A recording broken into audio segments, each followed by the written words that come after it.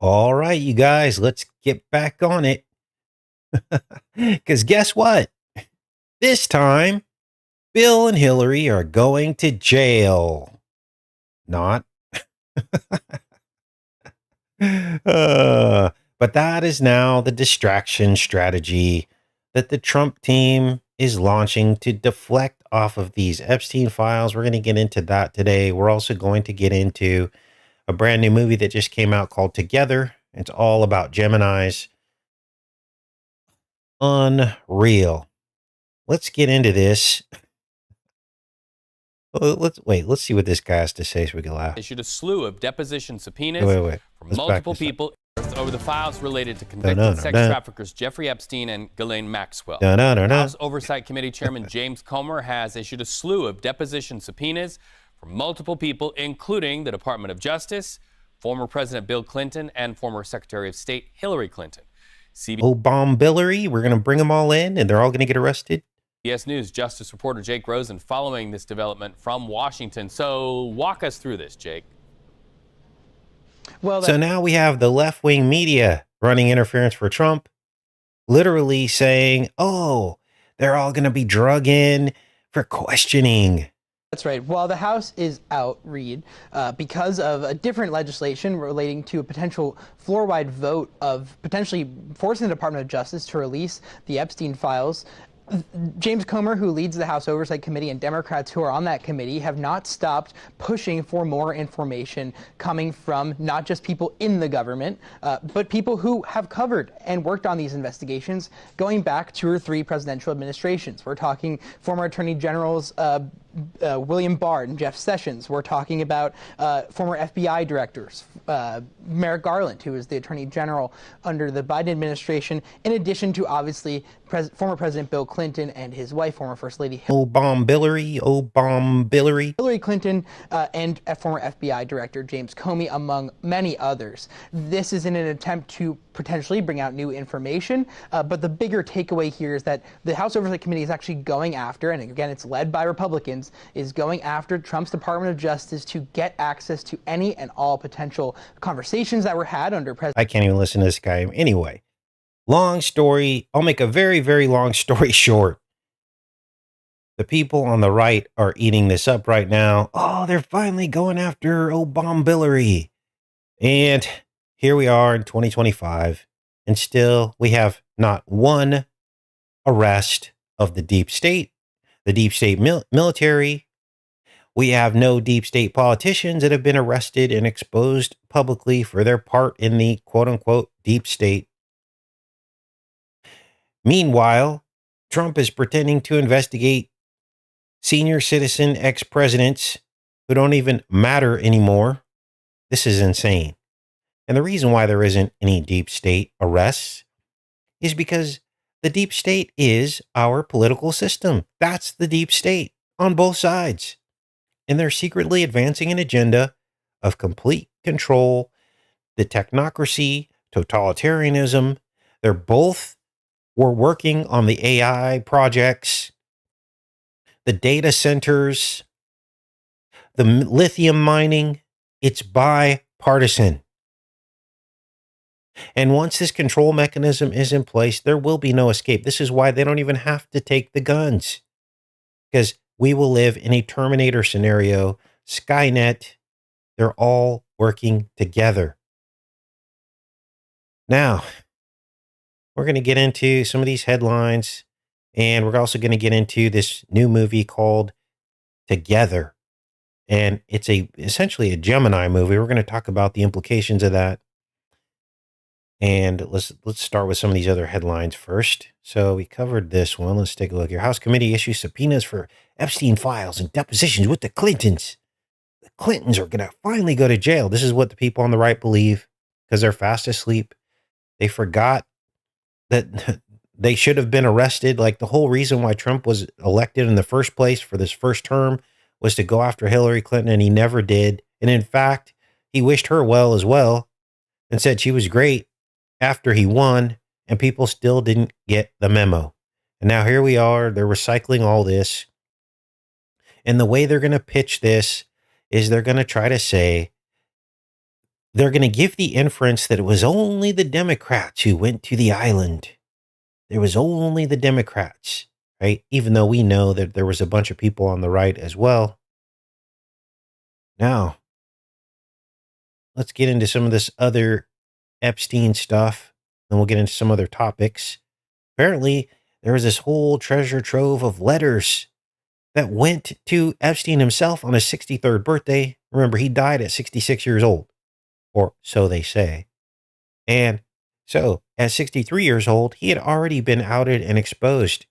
Yet, we have all these letters of people, prominent people that wrote letters to Epstein when he was still alive, when he was 63 years old, for his birthday, and it's all on record, and all this is coming out now. Why would you write a letter to a convicted sex offender? It's because they don't care anymore what we think, because they've already got the surveillance state intact. It's in its infancy, but it's there. They've already militarized our police. They don't care what we think anymore. These people are literally walking in broad daylight with these associations, and there's nothing we can say about it. And we keep voting for these people. Well, let's look at some of these letters, you guys. Letters written to Epstein by a number of high-profile individuals, reportedly compiled as a birthday gift for his 63rd birthday in 2016. Their publication comes amid intense speculation around Trump's ties to Epstein. In one letter, former Prime Minister of Israel, Ehud Barak, and his wife wrote, "There is no limit to your curiosity." What does that mean? You are a closed book to many of them, but you know everything about everyone. What does that mean? They described Epstein as a collector of people. What does that mean? They continued, "May you enjoy long and healthy life, and may all of us, your friends, enjoy your table for many more years to come." Enjoy your table? Then there was a letter from Woody Allen, reminiscent about Epstein's dinner parties at his Upper East Side townhouse. It described the gathering as always interesting. He noted that the parties included politicians, scientists, teachers, magicians, comedians, intellectuals, journalists, and even royalty. Allen also described the dinners as well served. I say well served, often it's by some professional housemen, and just as often by several young women, who he said reminded him of Castle Dracula, where Lugosi has 3 young female vampires who service the place, unquote. You guys, this is about as dark as it gets. Then there was Mortimer Zuckerman, another a billionaire, Noam Chomsky, his wife. It's basically the entire establishment. Physicists, Lawrence Krauss, Harvard biologists, mathematicians, Alan Ito, Zuckerman, and Nowak did not respond to requests for comment. Remember, these people wrote after Epstein was already convicted as a sex offender. It says Brock reportedly declined to comment, and Chomsky's wife responded on his behalf, also declining to comment. Times also published photos from inside Epstein's 70-story Manhattan mansion. The images show a taxidermied tiger and reportedly show a green first edition copy of Lolita. So this is, now you know why he named his plane after it, because he had a first edition copy of the movie, or the novel, sorry, about a middle-aged man's obsession with young girls. Surveillance cameras can be seen in Epstein's bedroom, in his massage room, where many underage victims said they were assaulted. Times report that there were paintings of naked women, shelves of lube, and large silver ball and chain. Elsewhere in the house, dozens of framed photographs show Epstein's pictured alongside Maxwell. There's, pictured with notable figures such as Pope John Paul II, Mick Jagger, Elon Musk, Fidel Castro, Bill Clinton, Larry Summers, Richard Branson, Saudi Arabian Crown Prince Mohammed bin Salman, and former Trump White House advisor Steve Bannon. One frame also displays a dollar bill signed by Microsoft co-founder Bill Gates with the message, "I was wrong." which the Times said was possibly as payment of a bet.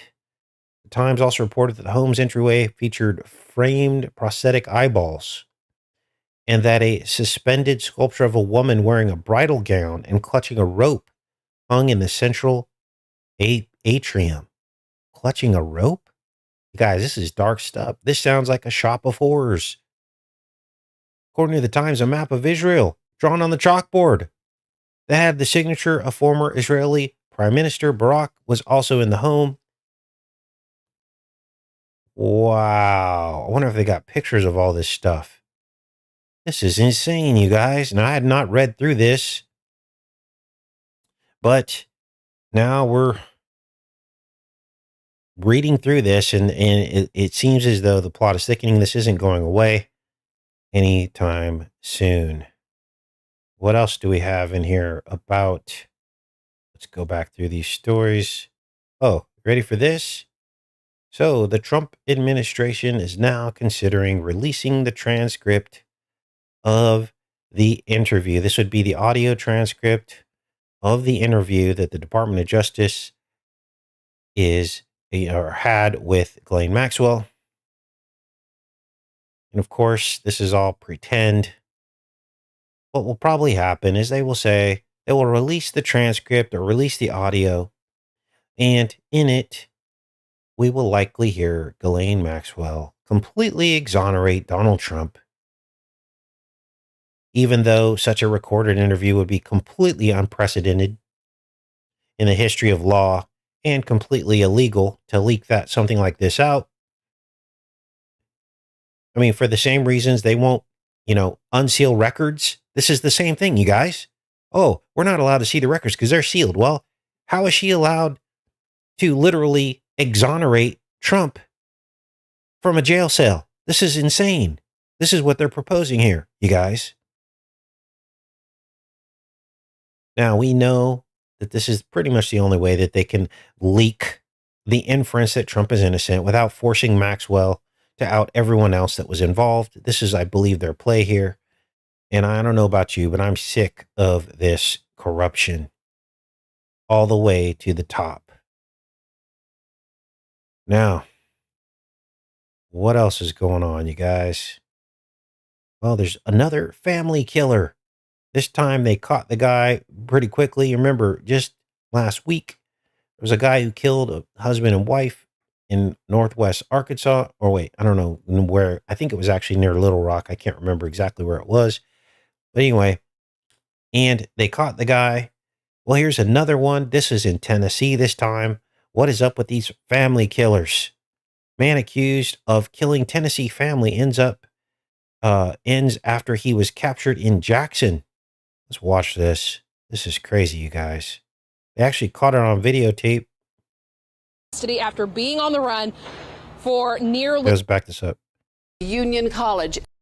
Good. Mass killer has been captured. Fox 13 Sheila O'Connor's been following him. We've been showing you live in the last 45 minutes or so the search intensifying for this man. This is in the area where that church we showed you the surveillance video. He was seen skulking around Sunday night. Yesterday, the Union College and another school, they were shut down while they searched. This is in the same general area, a wooded area around Country Club Lane and Express Drive.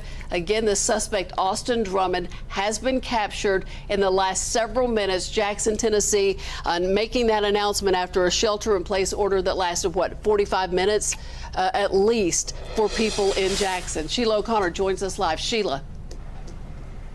And now we understand why the urgency, why this search really intensified, because Austin Drummond's now in custody. This is Express Drive and Country Club Lane. You can see these officers, these agents still blocking off this portion of a Country Club Lane.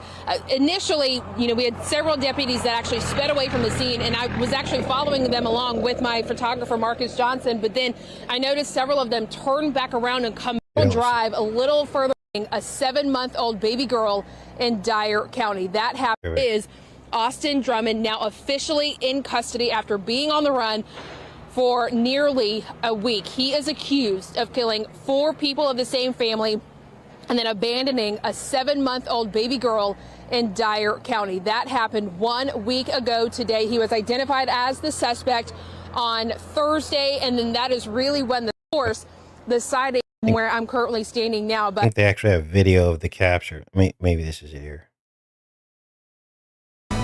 We have breaking news right now. He has been captured. The city of Jackson, He has been Tennessee, just captured. now confirming that Austin Drummond. Several minutes, Jackson, Oh boy, Tennessee. here we go. and we're also getting all of these Show us the capture. any kind of exchange of gunfire, so we could probably presume he was taken, captured, Right close to the Come interstate, on. right? because we had that shelter in order place, but then also you had Jackson police. All right, I just can't do this. Wow. So what does this represent, you guys?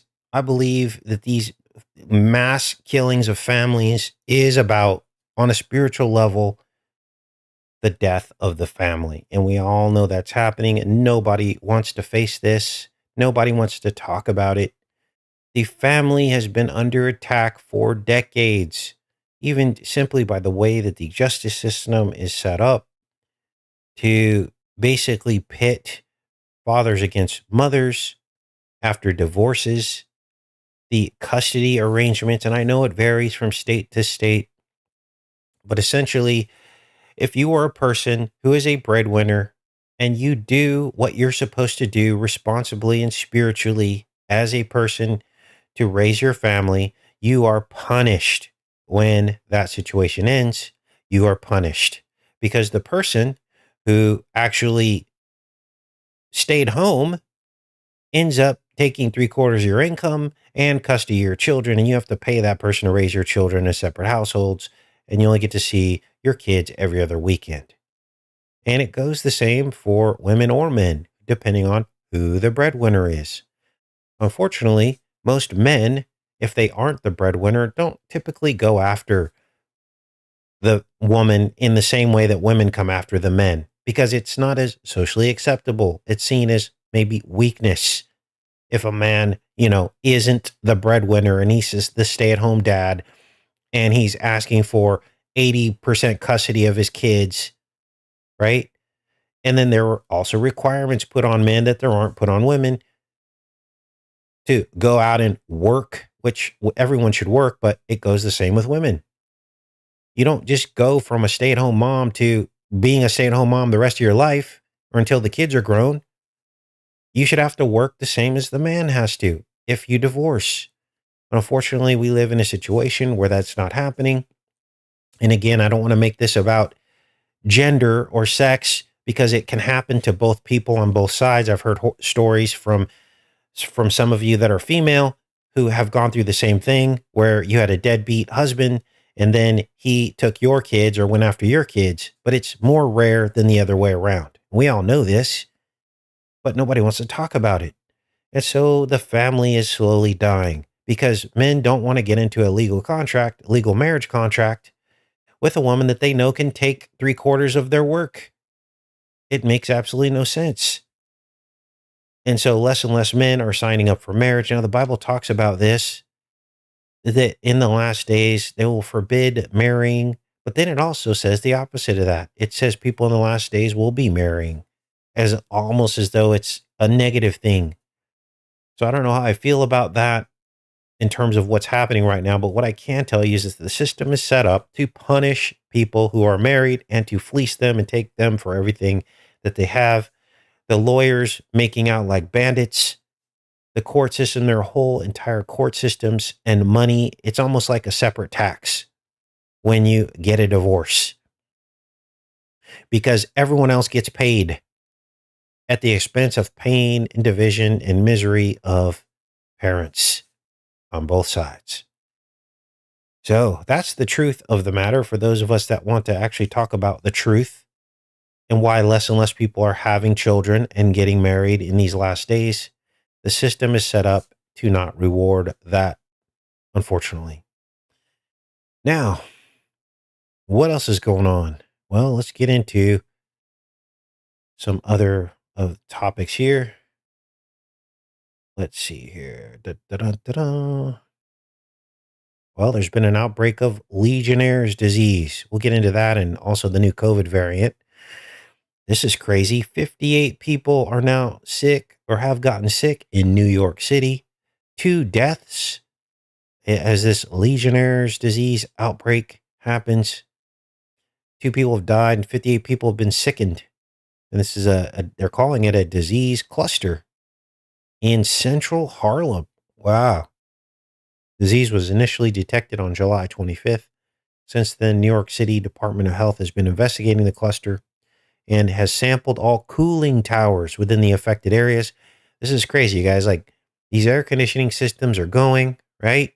And then this stuff is growing inside of the air conditioning systems and then sickening people in a building.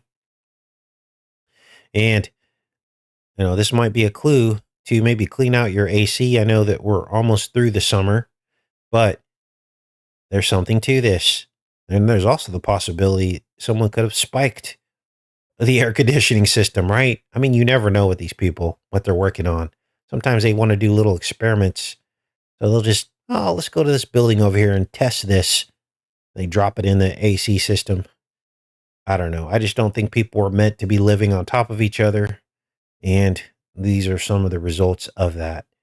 Now, there's been a new COVID variant called Stratus.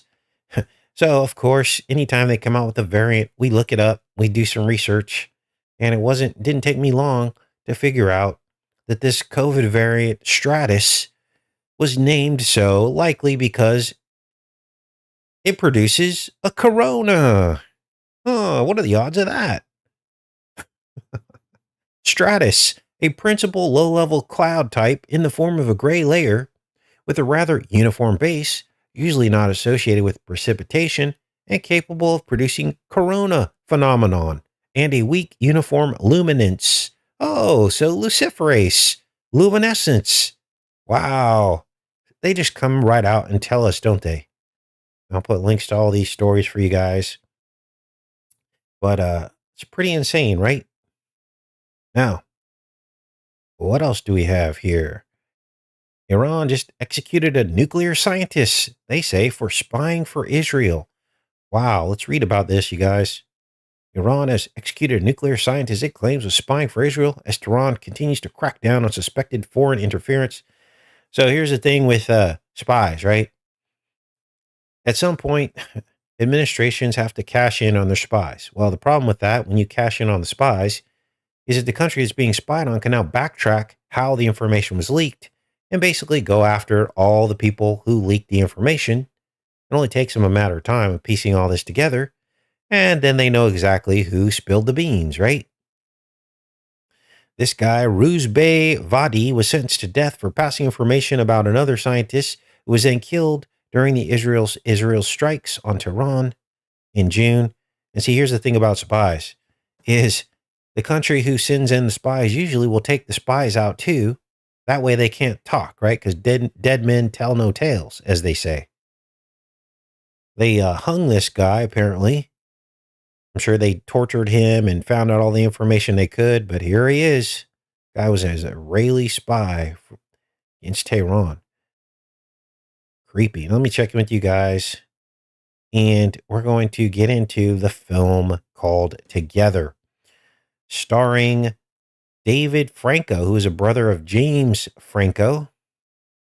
And I would not recommend the film. It's got, there's a lot of stuff in there you don't need to see. I did screen the film. I'm going to show you just one clip from it today, and we're going to mostly talk about the film. But the first thing that I noticed about the film Together, which is the name. We all know that Together is code for to get her. And we figured this out during COVID, didn't we? Because this was the campaign that they launched this with during the 2-week lockdown. They're like, we can do this together. We're all in this together. And then we had the celebrities come out. They paraded out all the celebrities. And they were like, oh, we're doing the same thing you are. We're locked down too. We just need a 2-week curve. We need 14 days to get rid of this, remember? And then what he had, Lady Gaga, and she did Together, and she marched out it was unbelievable. So they were essentially admitting that the celebrities were endorsing and controlling us, because this is how it works. Unfortunately, we live in a world where people are kind of weak-minded, and they'll do what celebrities do. They copy what they see as popular. And so celebrities' number one purpose is to basically be someone that other people can copy. And then they just simply co-opt the celebrities. They get dirt on them and they say, you're going to do this, you're going to play this role, and you're going to do that. And in turn, you get a rich lifestyle and you get to be popular and all this stuff. But you got to message all this stuff to the people. And unfortunately, people follow it. This is just the world we live in, you guys. This is why Jesus said, do not love this world. He knew what he was talking about, because if you love the world, you'll fall right into all of their traps. We're supposed to keep our eyes fixed on heavenly things, aren't we? So anyway, let's get into this movie. Good morning, everybody. Welcome back. Here it is together. Again, I would not recommend this movie. It's kind of gross. A lot of visual imagery and some sexual content you probably don't need to be exposed to. But here's the movie, and look at this. Dave Franco. Now, I looked this all up. You know, I always run the numbers on this stuff.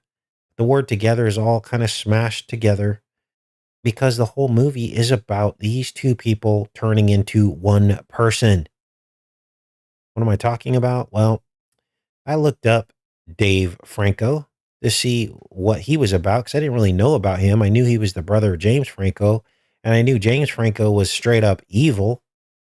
But I was kind of shocked to see that Dave Franco is also a Gemini, and he was born on 666, June 12th. And the movie's all about a cult, a Gemini cult. He is 40 years old. That number is actually very significant. The number 40 is the age of priesthood in the Bible. It's also the age, or it's also the amount of time in the wilderness. The amount of time Jesus was in the wilderness, 40 days. The amount of time the Israelites were in the wilderness for 40 years. And the amount of days that it rained in the flood. So it represents a time of testing. And absolutely in the movie, there was a time of testing, because the movie's all about Franco and his wife, or his girlfriend. This is his girlfriend here. And they stumble upon a Gemini cult that basically is about bloodletting and combining two people into one. And they discover this after they move out into the woods to start a new life. And they fall into a hole. And in the hole is an abandoned church that is basically sunk into a sinkhole. And basically the whole thing is about this Gemini cult. Let's listen to part of this. Desperately. Plato wrote that the ancient Greeks believed we were created with 4 arms. So this guy is a teacher at the school, but he is also the leader of the cult. But she doesn't know that yet. And he's now talking about Plato and people born with 4 arms. Let's keep playing this here. 4 legs and a head with 2 faces. But Zeus feared our power. So 4 arms, 4 legs, and 2 faces. And he says Zeus feared men's power. So what did he do? Listen. So he split us into 2 separate parts, dooming us to spend our lives in search of the other half. So obviously this is a Gemini myth. Now, apparently there may be some truth to this, not that the false gods were true, but there may be some truth to this when we look back in the Bible. Now, we've done studies on this in the Bible many times, but I don't think people are getting this, you guys. There's something very profound about this discovery. This was a discovery we made on this channel years and years ago. The first 6 generations of man. Here they are, side by side, 6 on each side. Cain's bloodline and Seth's bloodline. And in some bizarre way, the bloodlines literally mirror each other. Now, I don't know exactly what happened here. I don't claim to know. I can tell you that this happened during the Gemini Earth age, when Gemini was on the horizon at the setting sun for that 2,160-year period, which makes this even more interesting that it happened during that Earth age. But here it is, side by side. And there's something about this. At the first murder, Cain killing Abel, the bloodlines split. And as you can see here, something is wrong, because you can take each of these names on each side of the bloodline and they match up. They match up.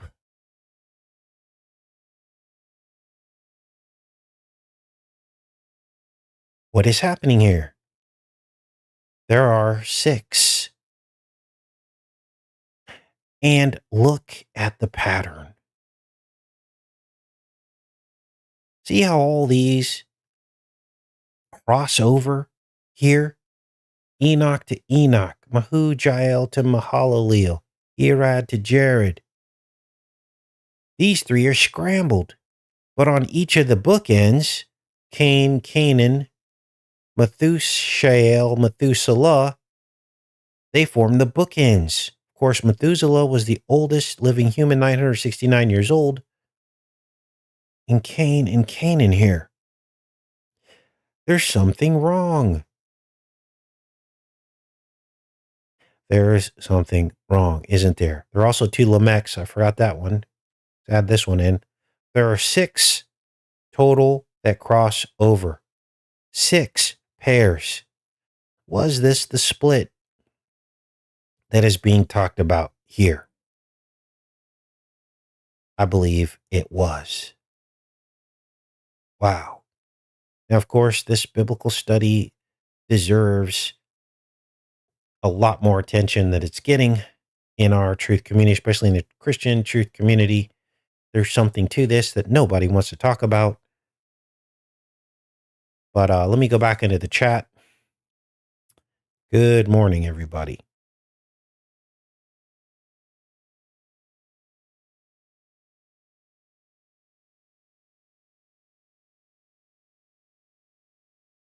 Okay.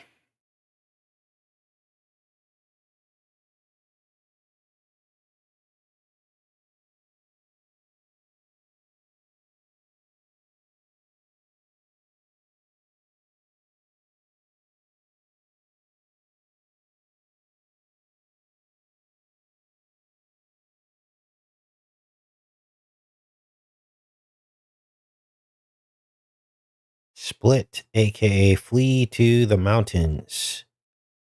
Even churches are divided in conversation at mine. Yep. Nobody wants to talk about that. Oh, that's just an accident that their names are almost the same. There's nothing to that. Don't read anything to it, because the doctrine doesn't say we're supposed to talk about that. So, yeah, my email's on the about section of the YouTube channel here. There was some kind of connection. Maybe it was the split in the bloodline. God peeling away Cain's bloodline versus Seth's bloodline. Seth would go on to form Israel, the true Israel, the ancient Israel, and Cain's bloodline would become the power control mechanism of this world, the rulers of this world. And ever since the beginning of time, the bloodline of God's people, the forefathers of Jesus Christ, have been on the run, haven't they? Oppressed by the control mechanism. It is the enmity between the seed of the serpent, the seed of the woman, and God divided them. He put enmity between them. And those first 6 generations of Cain and the first 6 generations of Seth illustrate that perfectly. It is the core principle of the Bible. It's why Jesus had to die for us. Wow.